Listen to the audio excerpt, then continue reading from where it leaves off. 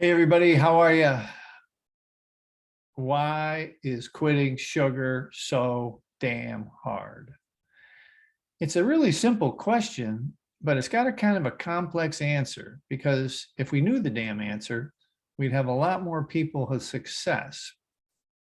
We all know nowadays that the white stuff, quit the white stuff, every diet worth the paper it's printed on talks about quitting the white stuff and primarily the sugar products. So why is it so hard? It seems like you've done hard things in your life. It's not the discipline. You've got a college degree. You've birthed a child. You've done a lot of hard things in your life. But this thing seems to elude you. You've researched and studied everything you can think of under the sun, diets and health and wellness and diabetes too, and insulin resistance and metabolic syndrome. All of these things you've been researching them and trying to figure it out. And you've started this diet and that diet. You've had these protein shakes and these weight loss shakes and these weight loss pills and every diet under the sun. You've got 10 diet books or 20 diet books and you've read them all.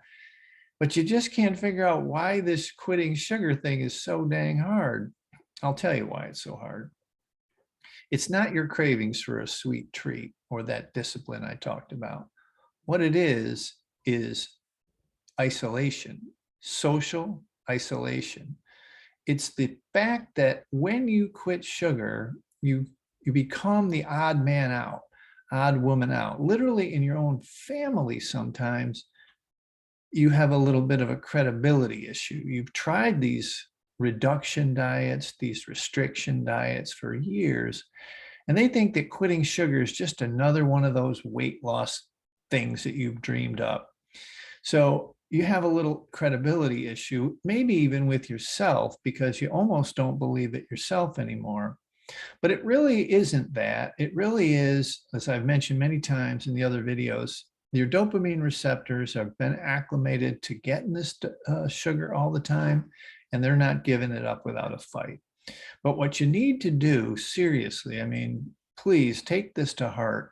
You really need to join another tribe. You need to be surrounded by people who are thinking the same way that you do. And when you see this, when you understand it, you're going to see very clearly that you are not alone and you are not crazy. You are not the odd person out. You are truly just another human being that this drug has affected, and it's time to quit. This social isolation, look, if back 1,000 years, if you left a tribe, you could die. Literally, you could die.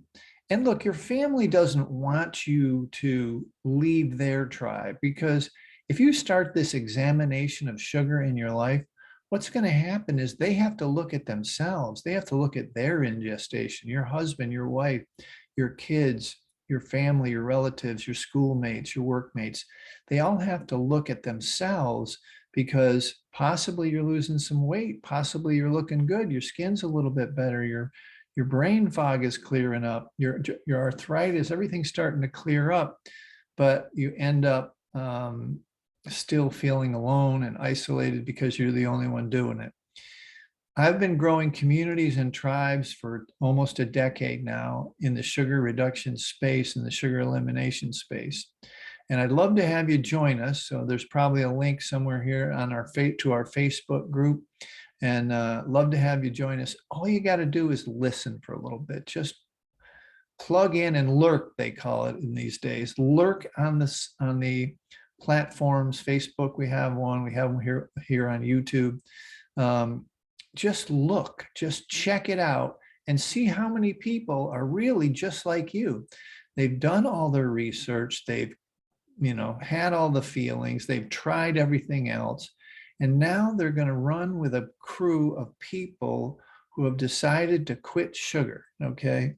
And believe me, that one little change in your behavior, that one little change in you've joined a lot of different groups, sports groups and sewing groups and book clubs. And university alumni and high school alumni and different groups your whole life, sporting, all kinds of different groups in your life. This group, these types of groups, they are, yes, support groups, but moreover, you get to see that you're not that different. Your body, your human body is not that different than the average person. It's just that culturally, and this is where this all comes from, over the last 300 years, we've evolved to the point where we have this birth to death, every single celebration. Now, 85% of the food products have gotten into our food system and celebrations and such.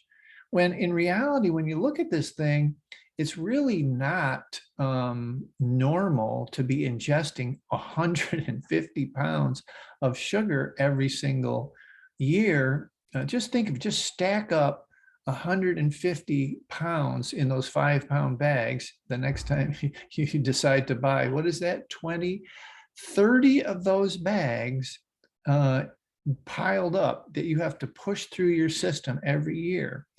It's just not natural. It's just not normal. And now the science is proving that the brain reward chemicals are being affected.